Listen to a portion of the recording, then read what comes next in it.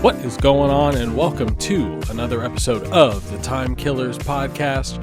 My name is Neil Rivera, and I'm killing time with my fellow vault dweller, Matthew Field. Just hope it's not Vault 33.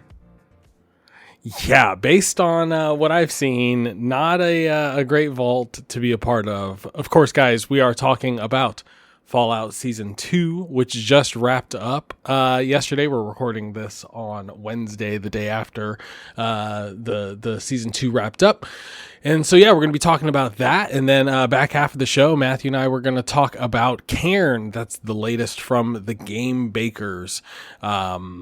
But before that, we want to encourage you guys to be part of the show. Go to timekillerspod.com/AMA. Hit us with your questions, your comments, your hot takes. Let us know how right we are or how wrong we are. We want you guys to be a part of the show. All right, so that's enough about that. Matthew, Fallout Season 2, we've watched it. It's, of course, returning Ella Purnell, Walton Goggins, and the third guy eludes me, but the guy that plays Maximus, yes. The core trio returns. They're here, they're back, and they are getting into more wasteland shenanigans. So yeah, I'm gonna pitch you a softball one. This is kind of fresh in our mind just because of how recently we're recording this. What did you think of season 2 overall? Oh man, that's such a big question here. So I think that it had some real peaks and valleys. Ultimately, I think I came down on it more negatively than I did the first season. I feel like, yeah, there was plenty of wasted potential here. But I mean, with all that being said, I think the as we can get into more detailed here, I think the future still looks pretty good for season 3. Yeah, I agree with you like 100%, like maybe 99% I agree in that, like, it got off to a slow start. Yes. Second, it definitely wasted what limited, with only an 8-episode run, like there's really like limited real estate there. And I think with what limited real estate they had, they wasted some time on some plot threads that just ultimately never went anywhere and seemingly won't go anywhere in future seasons. So I kind of feel what you're feeling in terms of wasted potential. I agree with you in that I ultimately came down on this a little bit lower than I did season 1. I think season 1 was just a masterclass in sort of world building and just sort of setting the scene and just adapting, obviously, how the world of Fallout that we know, but doing it in a more, modern, Hollywood-ized version of it. This one, I think, took some big swings and like you said, like you said, peaks and valleys for sure. But I think as it got towards the end of the season, so I think from episode 5 onward, it really just ramped up and had a really good, strong closing. And I think that was kind of after it sort of ditched a lot of the fat that we mentioned here. Yeah, I do sort of agree. I'm gonna disagree a little bit on it finishing strong. I definitely agree with the fact that it started slow. I think when you like you mentioned, like when you have an 8-episode season, there's not a whole lot of like real estate, as you put it, to play with in terms of side diversions. I think, the first season, which I was very skeptical the first season, but I did end up really enjoying it. I think one of the great things about the first season was how it really stuck to its 3 core characters and their adjacent factions. So you had, the Vault and Ella Purnell's character, and everything going on there. Then you had the Brotherhood of Steel plotline, and then you had the Ghouls plotline with his backstory. Yeah. And like all that was like really tight, like really, really interesting, and they didn't spread themselves too thin over the course of those 8 episodes. But when you think about like season 2, I mean, we meet like 3 new factions that they get touched Yeah. on like minorly. There's one faction that gets referenced but never even like shown on screen outside of one character. Um, and yeah, I mean, and like I think the big problem here is that you ended season 1 with the stinger of indicating that you're going to be going to Vegas in the next season, and you don't even get to Vegas until quite literally halfway through the run of the second season, And which yeah, I is mean, like, and the first like 4 episodes of this season are, I mean, I lost count of how many shots where it was just Lucy and the ghoul walking through a desert. And yeah, like it just seemed like, it took them a long time to get to, like, and we got little tidbits, right? Like we got the Death Claw, introduction, which, I thought was fun. It was a nice little tease, in episode 2. yeah, which I mean, or was it, you're talking about, was it 2 or was it 4 where they first teased the Deathclaw? Yeah, I might have lost track. Full disclosure, I did fall asleep during one of those early episodes, so it did kind of blur together there for Yeah. a second. But yeah, I mean, so like I thought, but that's sort of an example of what I thought like they kind of squandered, because the Deathclaw, like that first time it teases it, like it's such like a menacing opponent, and then sort of like by the end of the season, you're just like fighting 20 Deathclaws in like Yeah, a but that was showdown. awesome.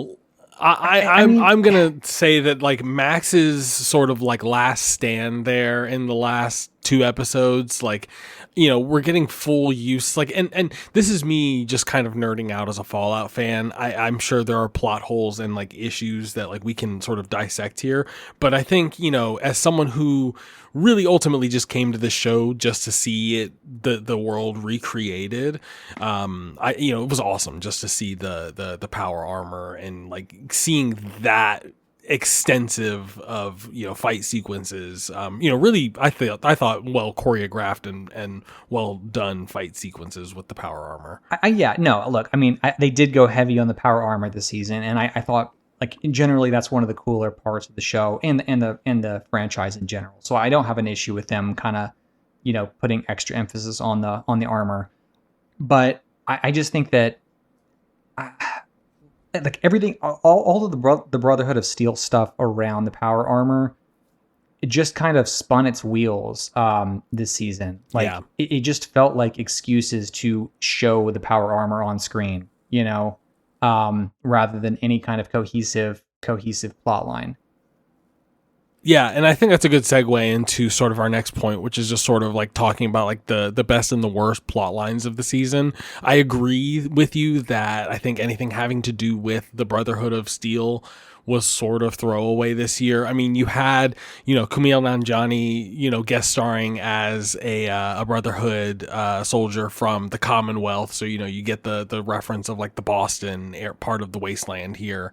I thought all of that was like, it was cool, but ultimately it went nowhere. Really it just kind of sets up like what presumably will be a larger conflict within the Brotherhood of Steel in season 3. So yeah, I mean, I agree with you that it didn't go there. I mean, I think now that we're talking about best and worst plot lines of the season, I think I need to throw out my pick for the worst, which is just anything having to do with the original Vault dwellers, specifically like Lucy's brother. Like, man, like when we talk about wasted time and potential, like it, and full disclosure, like we're gonna go full spoilers here just because, so like if you still want to watch through it, like please skip through. We'll time codes in the description and all that. But like for him, like for so much time to be dedicated to just him and like dealing with all of these different clones and like setting up this sort of like subplot of him trying to navigate this situation, and for it to end with all of them dying in a room by a bunch of rad roaches, like that felt like the ultimate like fuck you, like we're done. Like this Yeah. is like we've successfully wasted your time this season. Yeah, it is. I'm going to agree with you that Norm's plot line was the bottom of the barrel here. I guess there was some humor in there, Yeah. but ultimately, I mean, it like talk about going nowhere, and it did get a lot of runtime.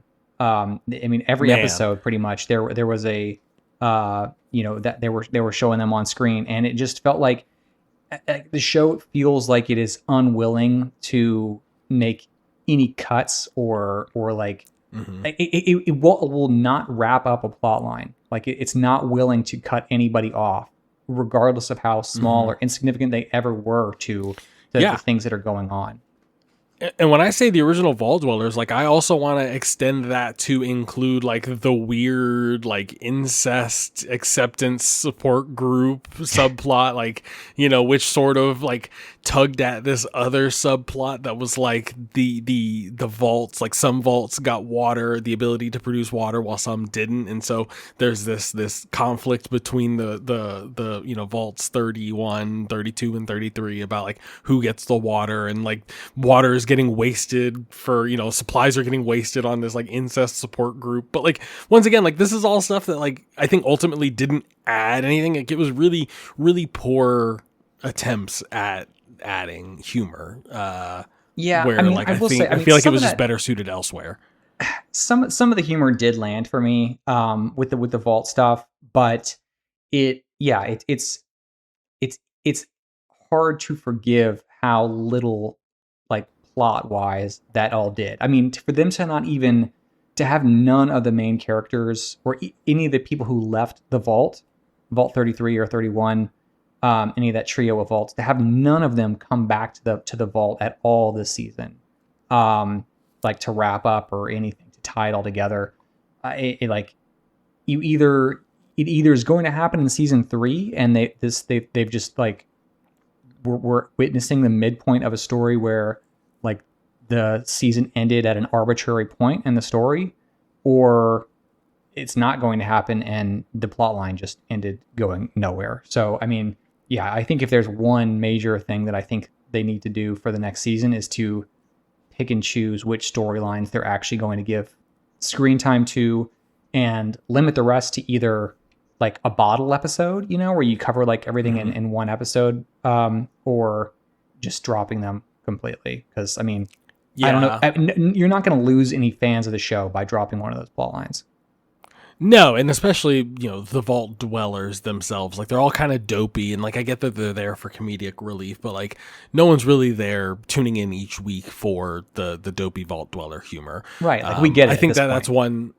Yeah, I think that's one, like, given how things sort of shook out with Lucy and her dad, that you can very much like have an episode where he comes back and is like weirdly brainwashed with, just living amongst the Vault Dwellers and like figuring out how to proceed from there on. And then really we just get the bulk of the focus being on Lucy and Maximus and the ghoul, which, and I think that's a good transition point because, I think that is once again where season 2 is at its best, when those three are going through conflict, both, from their past, the present, what they're going through, and then just ultimately navigating the world. I think they do a wonderful job of like mimicking the same feeling of playing a Fallout game and making these choices. I think that's a point that it really seems that they emphasized this season. Just this idea, this concept, this notion of making choices. And, Lucy sort of references it at the end that like, like now because of this choice that I made, like there's going to be a war next season. So, all that to say that, the three characters here really are sort of the backbone of the series, and they are carrying it once again in season 2. Yeah, I agree. I think my pick for the best plot line specifically would be Lucy's. Honestly, because we got a real beginning, middle, and end to it. I agree. Like it was unless I'm like forgetting something here. It was the only plot line that actually concluded at the season finale. Like it was the only plot line that actually wrapped up in any kind of meaningful way, and it did it really well. I mean, I thought Yes. both Hank and Lucy's, the acting from the actors was really strong. Yep. Like they hit a really good balance of the humor, like with Lucy having to execute the talking head, asking her to kill it. It's like, why is everything asking me to kill it? And then then a scene later, they're having like this like tense father-daughter moment. Like all of that stuff worked for me 100%. If that was like, if that had gotten more screen time, I would have been fine with it. Like that was definitely the highlight of the season for me.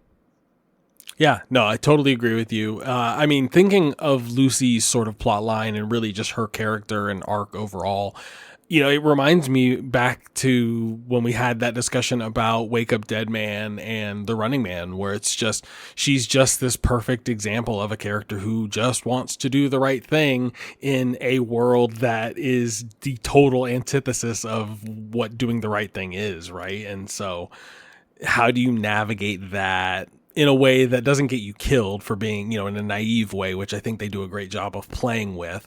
But, how do you do it in a way that you can also live with yourself as a human being and call yourself a good person? So yeah, all of that stuff with Lucy, I thought was really, really well done. Maximus, I would say, is probably, I don't know, it's a toss up between, because I think Maximus and the Ghoul is sort of where you get into the most like wasted space in terms of like their narratives. I thought they relied too much on flashbacks for the Ghoul.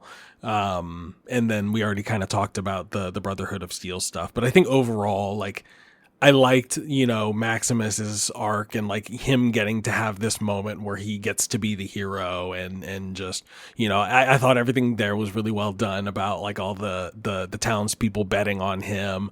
Thaddeus, we talk about all the secondary characters, but Thaddeus, the sort of ex Brotherhood of Steel member turned Ghoul, who's sort of, they get reunited at midway through the season. He continues to be a highlight here as well. So yeah, no, I mean, I think definitely lots of good stuff all around in terms of, Fallout. It wasn't, I think this was a bigger season, and it didn't always shake out to turn out better, but I did appreciate some of the things that they went after and tried. So the one plot line we haven't really talked about here is House, the de facto leader of Vegas, which I think the fact that neither of us have mentioned it up till now kind of speaks to what a disappointing inclusion that was. I mean, I thought he was a really interesting character, especially coming from the games. But he never really, I mean, his character never really made an impact, like he was revealed to be, or he was indicated to be some kind of big bad. And then as soon as you actually meet him in the flashbacks, he reveals that like, no, like there's somebody else pulling the strings here. And then in his final, it immediately switches over to the Enclave at that point.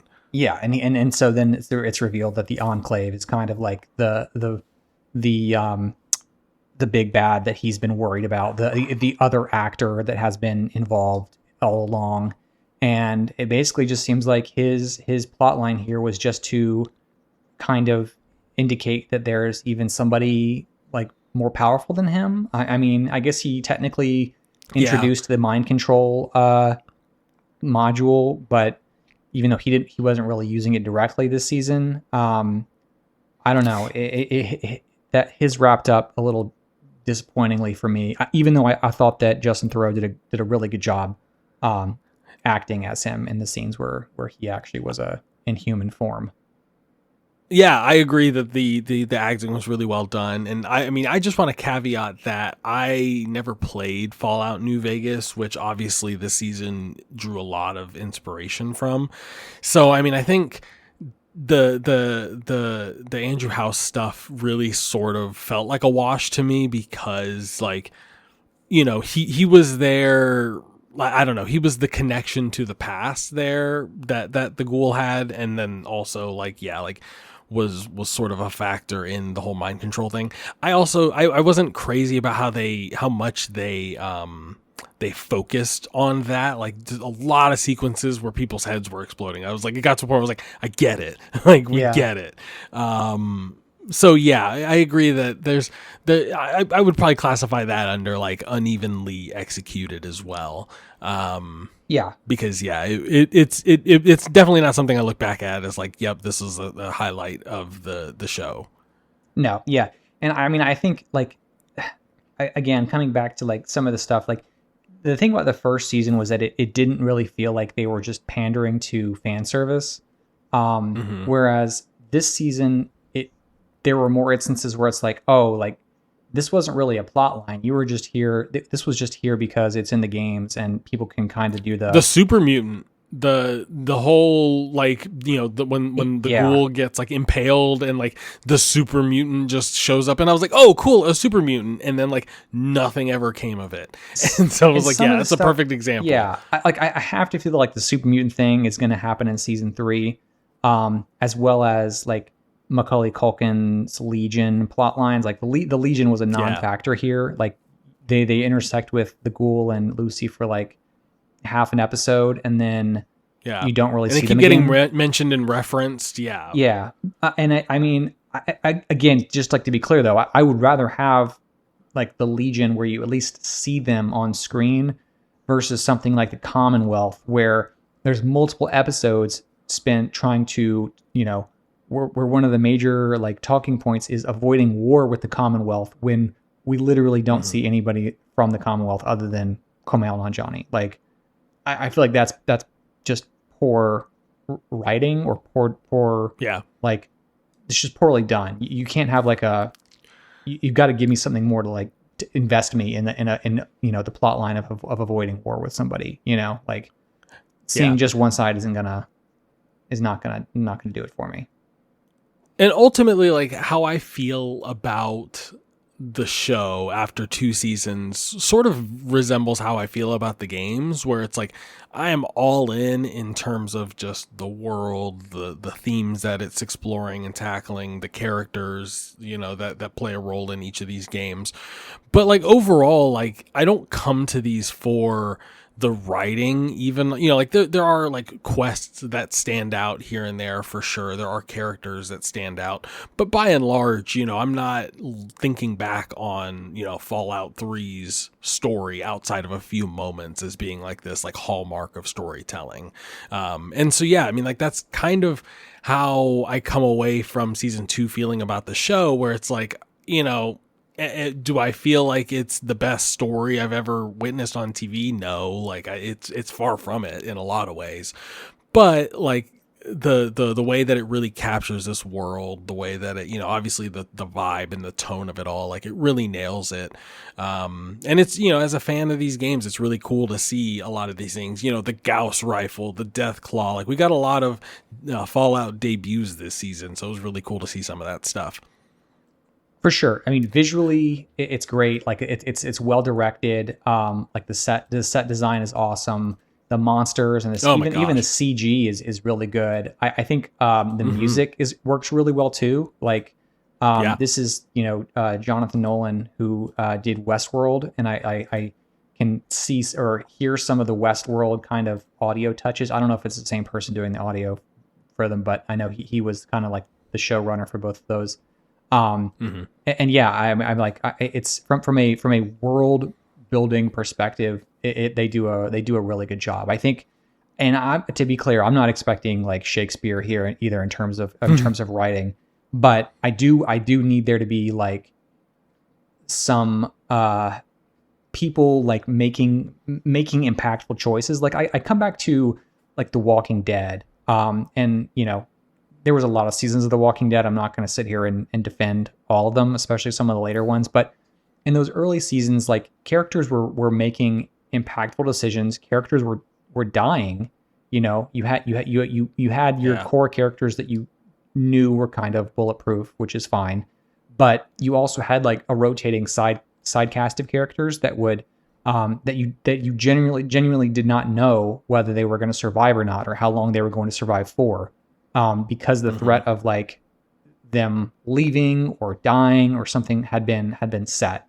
And so I feel like for things to actually be impactful here, you got to start, showing us that some of these choices matter.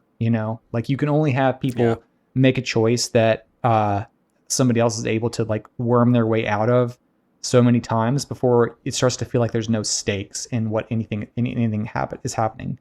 So again, I'm not saying like, oh, go in and kill off half the cast, but even from like a story perspective, like, you don't have to cover some of these plot lines anymore. Like we were talking about in Vault 33, like you can end that plot line somehow. You can put that to bed. Yeah. We will not miss it. I promise. Yeah. So I think, I guess what I'm saying is that they need to step a little bit outside of the tiptoeing around some of these plot lines that they don't really seem to know, or they're not confident that they want to like get rid of them yet. I think they need to just be a little bit more decisive to choose the ones that are the best and get rid of the ones that aren't, and maybe replace them with something else. Yeah, no, it makes sense. Let's go ahead and put on our, or I guess let's look into our crystal balls, if you will. And, season 3, which, it's already been confirmed we're getting a season 3. What's your, wish list, like best case scenario for season 3 then, kind of given all that you've talked about here so far? Yeah, it's hard. So I don't know. Prior to Fallout 3, I didn't play the first or the second, so I don't know if the Colorado destination that they're teasing here at the end of season 2 is actually alluding to a place that's been explored in a Fallout game, or whether it's like purely something brand new they're going to get to work with. I'm not thrilled about like Ghoul's, like his objective is still the same. Like he's still trudging along point to point, like looking for his family. I'm not like excited about that, but I think the fact that it's going to somewhere that is a little less well known than Vegas will give them some allow them to move laterally a little bit. And maybe that's ends up being where the Enclave is, so we get some of that tied into it. That I could see that happening based on the snowy mountain fortress that we saw at the end in that final episode. But other than that, I think I would like to lean. I want them to find a way to get the plot lines that are well established from the first season back, like specifically the Brotherhood of Steel plotline. With like them branching out, and it looks like they're going to bring in, what is it, the America Prime, or what's the big robot name? Oh God, yeah, the Liberty Prime. Liberty Prime, yeah. I think that's cool. Like I want to see them, like the Brotherhood of Steel is one of my favorite parts of the franchise. So I don't want them to get rid of that one. I just want them to find a way to kind of keep it intertwined with the plot of the actual characters. Yeah, I think beyond that, like I already said, I hope they drop some of the lesser plot lines, and I think they should continue to lean into the Ghoul and Lucy relationship, because I think that kind of worked. Oh my gosh, yeah. Yeah, we didn't talk about that really, but they're back and forth for, despite how much time they get on screen together, like they never really get old. So yeah, I do have concerns about him going into Colorado versus Max and Lucy staying behind in Vegas. I'm nervous that we won't get as much of that in season 3, because I agree that that's one of the series' strong points. Yeah, no, just to clarify, both Fallout, it appears as though Fallout 1 and Fallout 2, neither of them take place in Colorado. So it looks like it might be an original location. So yeah, I think I kind of share some of your thoughts there with the Ghoul, and just kind of, I feel like if we're getting a bunch of flashbacks with him next season, I feel like my patience with that's going to run a little thin, because I agree that he hasn't really moved forward as much as a character. He hasn't really done, like, we haven't gotten much in the way of resolution in terms of the pre-bomb plot line. It is very much just focused on him finding them. So my best case scenario for him would just be that he finds them, and like we just wrap that up and resolve that, while also like sprinkling in, teases of other things that are going to keep him going moving forward. And then, yeah, I mean, I really just hope that we get, like you sort of mentioned, just sort of dropping these sort of secondary plot lines and just focusing on, it appears as though we're going to be really focused on this Brotherhood of Steel conflict, and then also this conflict with the Legion. All of that will probably converge and happen in New Vegas. So I imagine we'll get a lot of action. We'll get a lot of, violence. So looking forward to that for sure.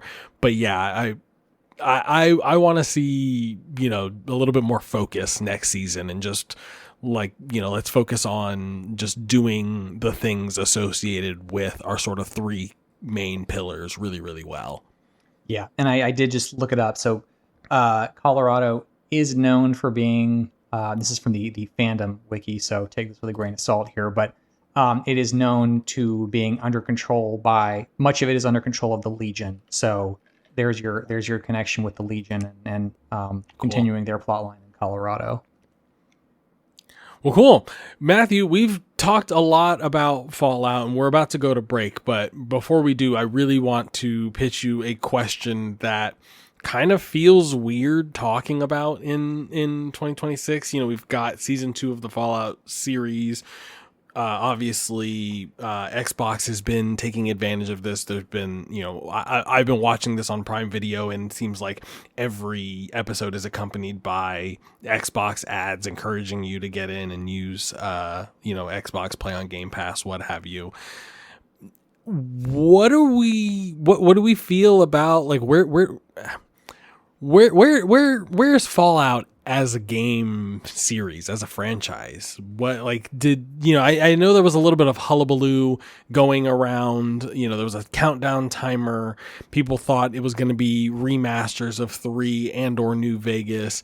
It totally got overblown and ended up being something not that. But all that, as the dust settles, we sit here 2 seasons into an Emmy Award winning Fallout TV series, and like not a peep about a remaster, remake, an update to an existing one. I mean, I guess 76 has been chugging along, but like, Matthew, what do you feel about like the state of the Fallout games? Yeah, I mean, it's super unfortunate that Bethesda got caught so flat-footed here. Like they just weren't prepared for the success of this at all. It didn't feel like. They did get the Fallout 4 Anniversary Edition, I think is what the countdown you were talking about was, but I don't really even know what that added. Like, I don't think it was not like a full remaster or anything. It just was like a packaging of all the expansions, I guess, or the DLC and stuff. So yeah, I don't know that was kind of nothing, but that speaks to that's the best they could do at this point. Because they're so invested in Starfield for a while. It's been known for like forever now that the next game they're going to be making is in the Elder Scrolls universe, which if they continue the pattern, it means they're not going to work on another new Fallout game until after that. And even if there's a universe where they hire up and spin up another team to develop this in parallel, I don't think you see a new, like a true Fallout 5 style game well into the 2030s at this point. Which is insane to say, but... and so, and one thing that sort of really struck me, when we talk about Prime Video and the ads, the Xbox integration, I mean, Xbox, like they talked about Fallout, like, one of the ads, they specifically mentioned like, oh yeah, you can play, like you're watching Fallout, a show about an Xbox game, and you can play Fallout on, or you could play, your Xbox games on, your Fire TV stick and yada, yada, yada. But like, just the fact that like they went so far as to pair, Fallout, Fallout is an Xbox game, which, I mean, it is obviously, but just the fact that, given that, would you not give it to, like an Obsidian, which that raises an interesting point of, Obsidian's now sort of like reshuffling after the Outer Worlds 2 and Avowed didn't light the world on fire. So, everyone sort of like has like a New Vegas 2 or like a Fallout game developed by Obsidian on their wish list of games that Microsoft, like that they wish the Xbox would greenlight. I mean, it is having another studio come in and develop or co-develop an option, do you think? I think if anybody does it, it would be Obsidian, simply because A, of their history already working with the franchise, and B, they're an adjacent studio that's also owned by Xbox. So it just makes too much sense, right? It does, so why aren't they doing it? I have to think that there's probably a lot of reasons. I think because, I mean, Obsidian is their sustainability model is by making multiple smaller games all at once. And I think that the desire here is to have the next Fallout game be a massive tentpole title, not a New Vegas style spin-off where, like, in New Vegas they famously like reused a lot of the Fallout 3 assets or animations or whatever to like save money, and it was not graphically more advanced or anything, but it's one of the more beloved entries. But I have to think that given all of the attention on this and the delay since the last Fallout game, you can't just trot out a game that is just the same Fallout game in a new setting, essentially. I mean, all right, to be clear, I've got a win.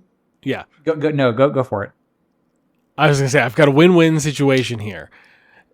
Satiate the sickos first, and by that I mean you release an isometric RPG set in the Fallout universe. You get Obsidian to make it. They've got experience with the Pillars of Eternity series. This all, obviously is pie in the sky, and then that kind of gives you the cover for Bethesda to then roll out Fallout 5. Which, yeah, I agree. Like that Fallout, like whatever the next like numbered Fallout or Fallout : this, like, whatever the next first person RPG Bethesda style, whether or not Bethesda makes it or not, like it has to be like premium and prestige. So yeah, while I'm thinking in the short term, I think maybe that's a nice sort of like compromise. I think that's something cool that you could tap into with the success of Baldur's Gate, right? Like isometric RPGs are cool again. So why not take advantage of the IP, have someone like Obsidian or even In Exile do it? Hey, Matt Booty, like even something like Fallout Shelter. I'm not saying go with a mobile game here, but you can do something in the universe in some other kind of genre than what the mainline Fallout series has become. I think the downside of doing that is that you're going to have a lot of new fans from this TV show. Like it has hit the cultural zeitgeist in a way where it's not just the video game fans watching this thing anymore.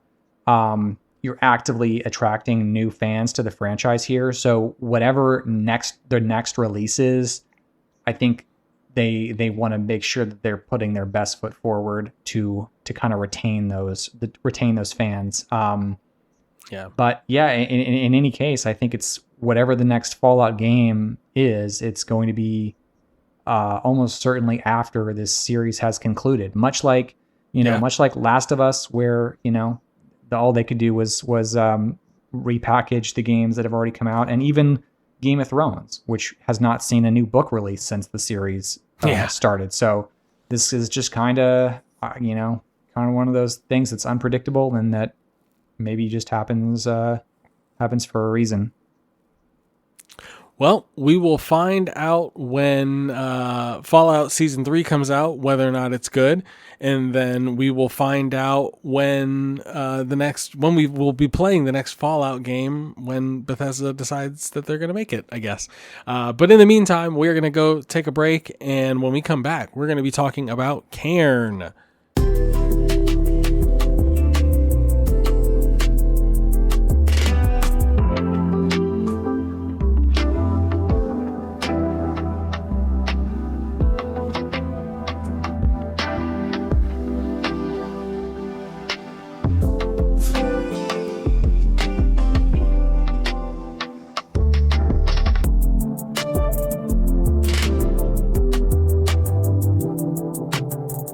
And we're back.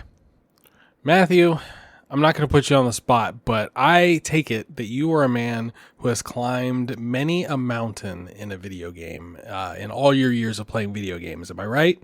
That's true. All the way back from the days when you had to kind of like cheese the mechanics and run up sideways or at an angle so you could get past the geometry that you weren't supposed to. Yeah, you could say I've climbed a few hills. We've all done the Skyrim on the horse. Oh yeah. Finding the weird jagged edges to get our mount's legs up there. What if I told you that there is a game where that is just the straight up just the gameplay is just finding crevices on a wall and using it to rock climb yourself up an entire mountain? I would say that sounds very intriguing. Yeah, so let me tell you about Cairn.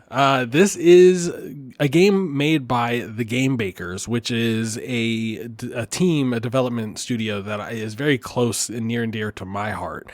So this is their latest, obviously independently, developed, and then they also self-publish their games, if I'm not mistaken. So this is their latest. This is Cairn. It is, as I mentioned, a mountain climbing narrative adventure survival game, I guess, is if I'm trying to like throw out all the different adjectives. You play as Ava, who is a more or less professional mountain climber, who has taken upon herself to climb Mount Kami, which is this really sort of treacherous mountain climb. And so, in order to do that, you are navigating her limbs and looking for different grapple points, points to put your feet in.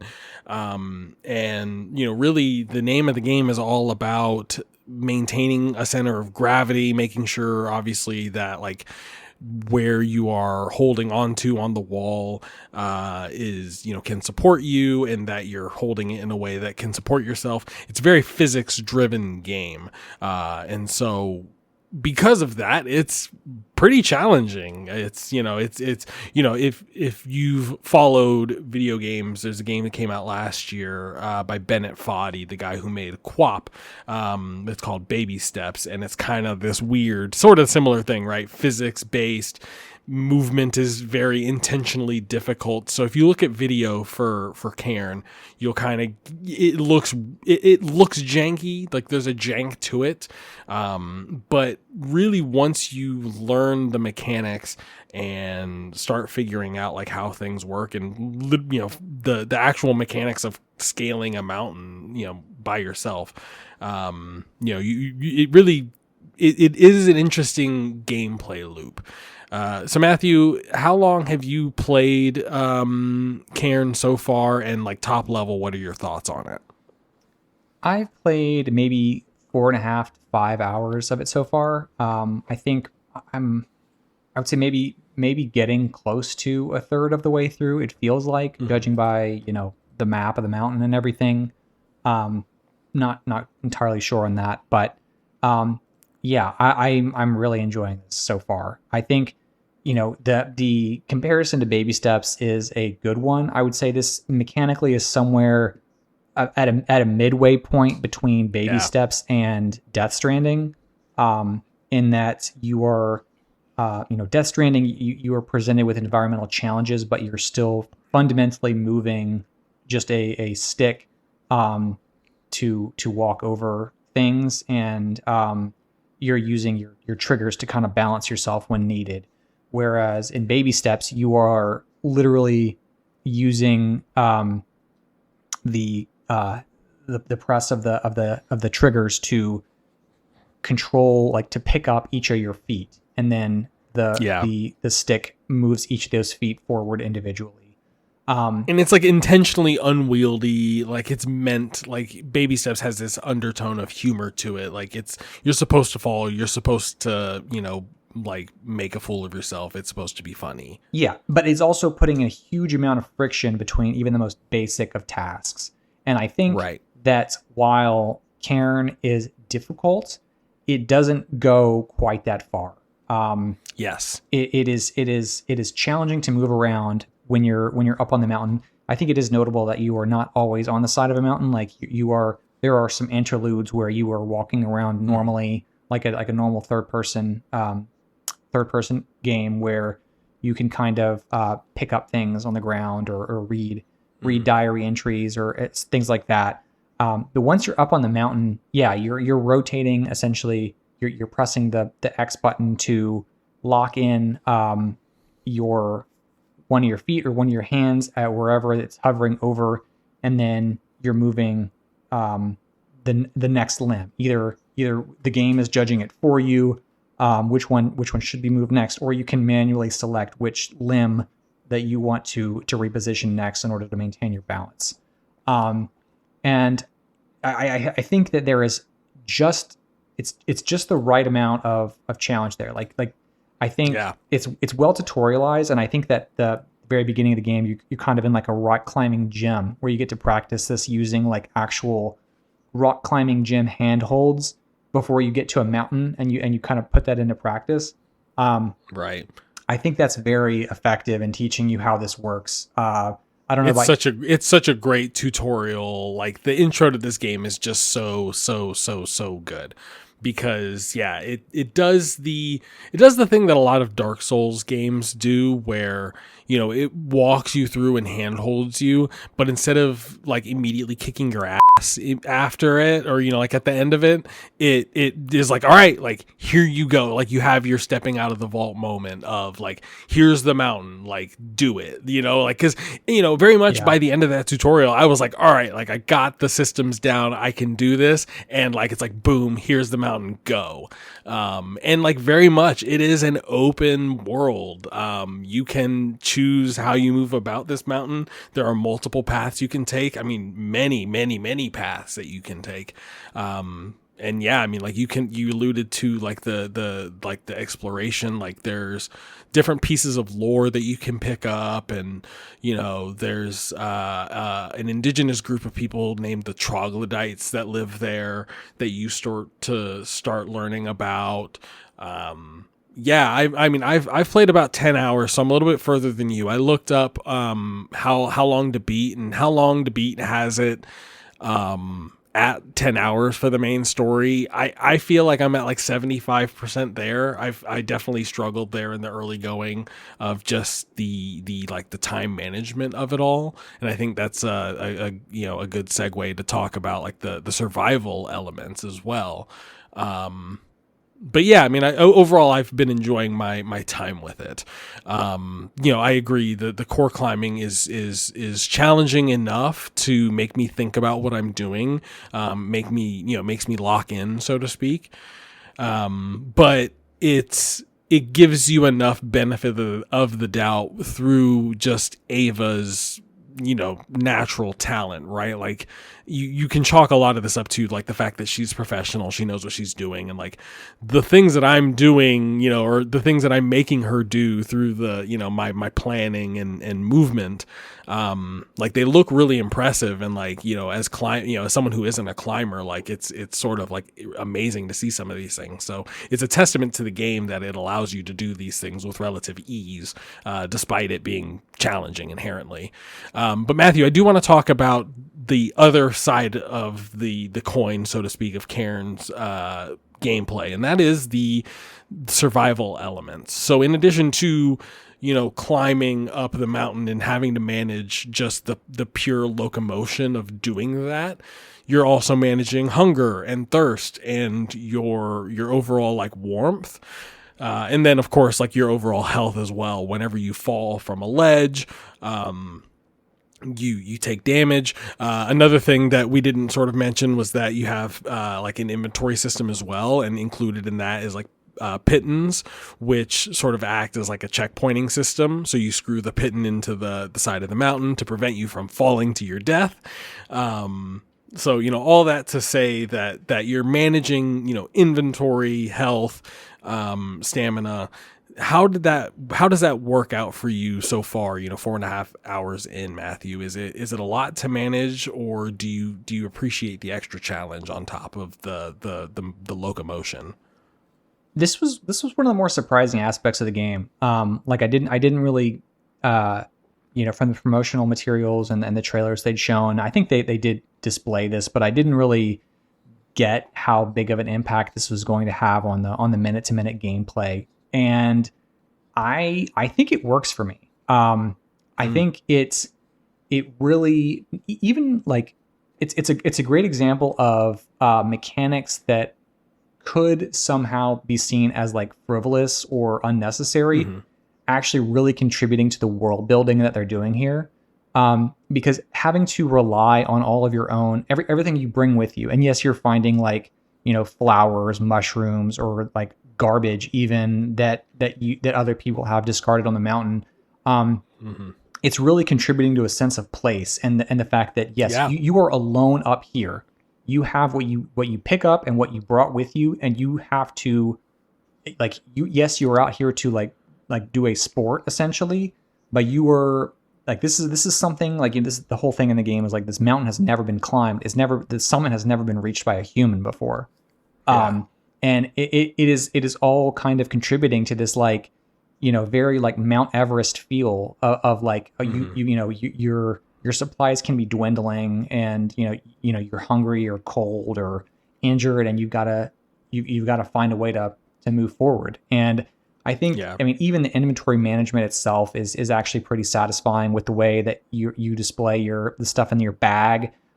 There's no grid or anything. It just kind of like if the item is large, it kind of like sits in there like what's the game like the Suica game, how they kind of just like fall over like and you can shake the bag to kind of reposition things which like I think that's all just very it's just the right amount of engagement for that kind of mechanic.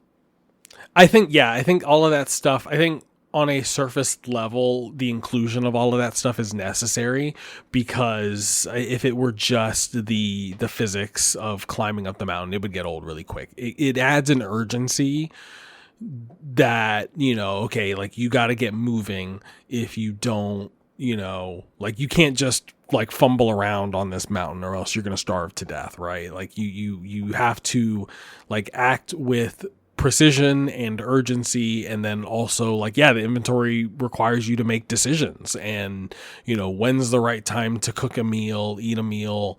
Do I eat something at the time that I cook it? Do I save it for later? How does that impact the inventory management? There's a lot of these sort of mini decisions that you're making that break up the monotony of just, okay, like let me stare at this wall for a really long time and find the cracks that I need to put my hands and feet in.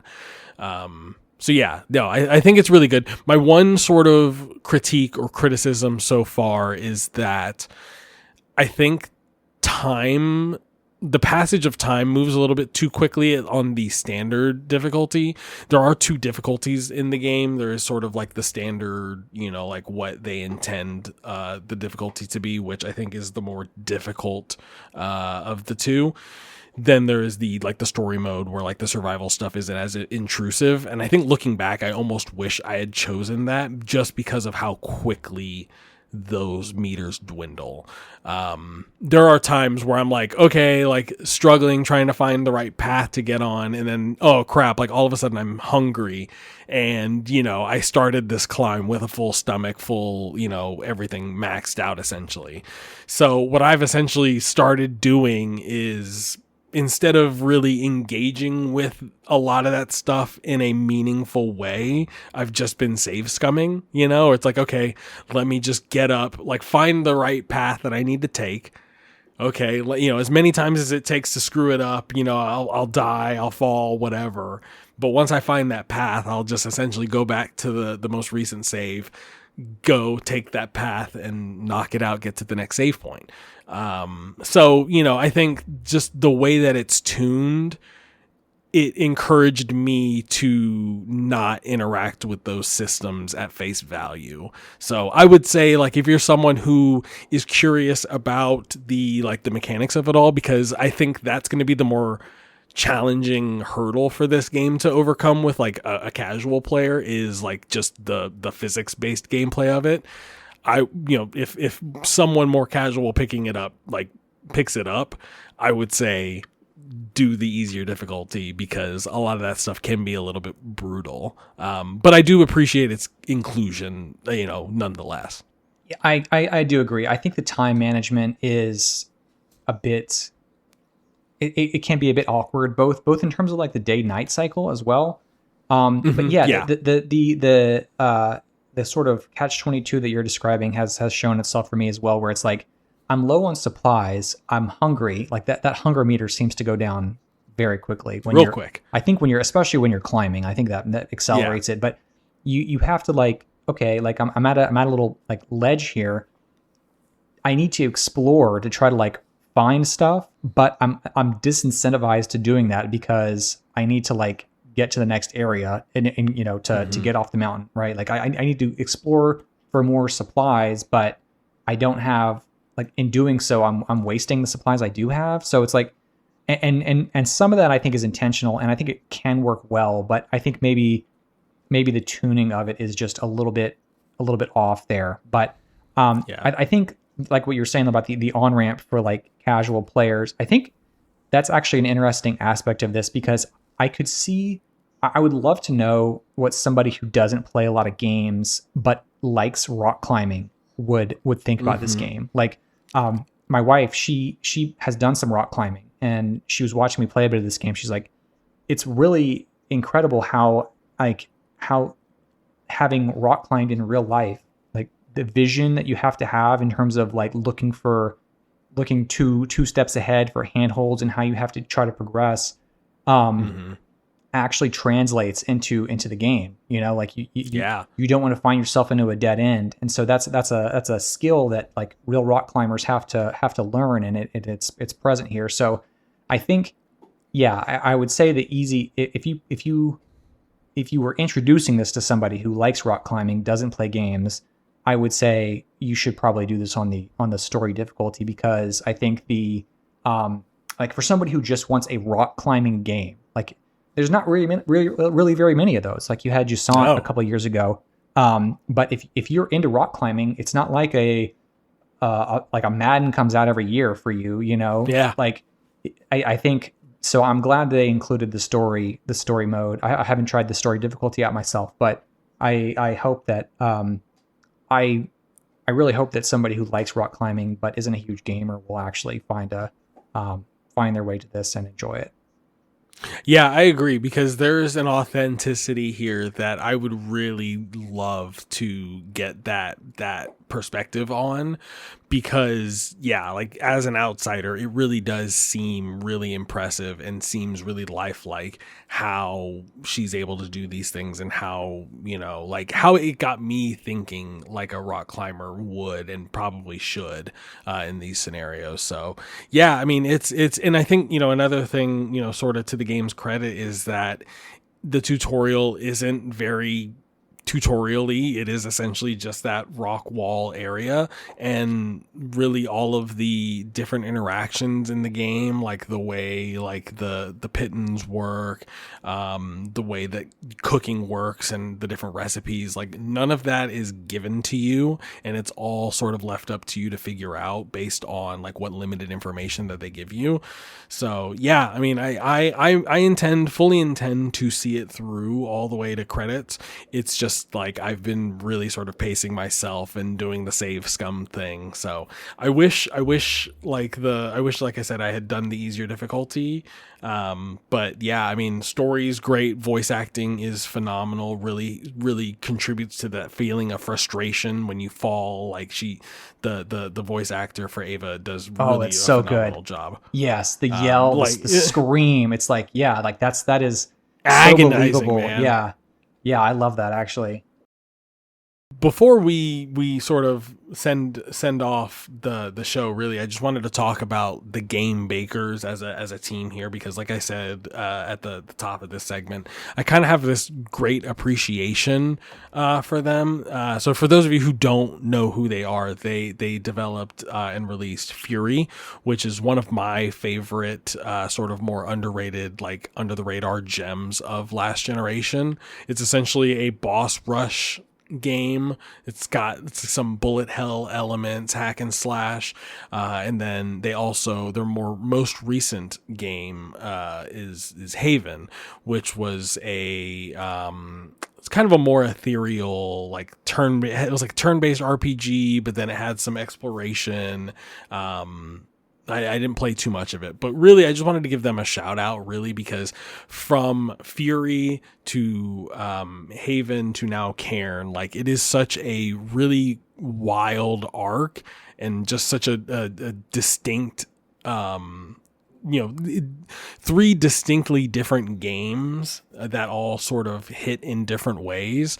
Matthew, did you have a history with the Game Bakers before Cairn? What was your history with their games before playing this one? I did not actually like both of their previous games were games that I looked at and have actually read a lot about, but didn't end up playing them myself. But I do have a real respect for them.